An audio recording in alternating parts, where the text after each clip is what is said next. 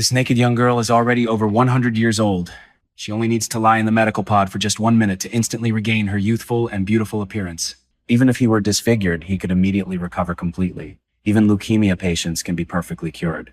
This is the future world 100 years from now. Humans have built an Elysium in space, where the wealthy can enjoy luxurious, carefree lives, while Earth has become their garbage dump. Environmental pollution combined with severe overpopulation has led to rampant disease on Earth.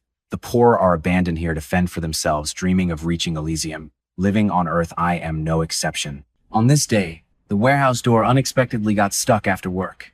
To avoid being scolded by my supervisor and having my wages docked, I had no choice but to violate regulations and crawl inside.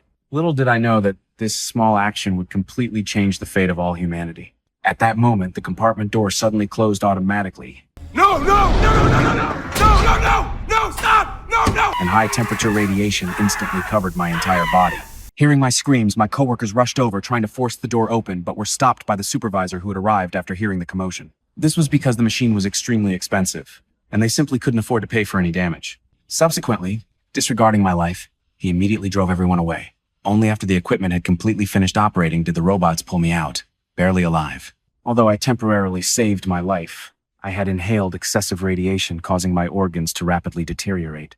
Now I only have 2 or 3 days left to live. However, when the company boss learned what had happened, not only did he offer me no compensation, but he also complained that I would dirty the bed sheets. In his eyes, a worker's life was utterly insignificant. He then had the supervisor give me 5 days worth of painkillers and told me to get out of the factory immediately. Now only the equipment on Elysium could save me. So, accompanied by my good friend Jack, we found the biggest local crime boss, Barrow. He could not only help poor people forge legal citizenship for Elysium, but also smuggle them onto the space station via spaceship. However, his fees were extremely expensive. Our combined savings weren't enough. So he directly told me to get lost. But when he learned I only had 2 or 3 days to live, Barrow's attitude immediately changed. Not only could he give me a free ticket, but he could also provide round-trip accommodation at no cost. In exchange, I had to help him complete a dangerous mission, kidnap a wealthy Elysium citizen who had come to Earth on business, then use a special interface to extract the bank account data from the rich person's brain and copy it into mine to bring back.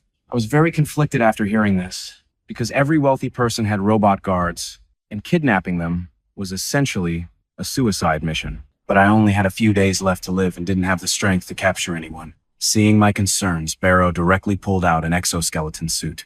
Once I put it on, I would become as powerful as a robot.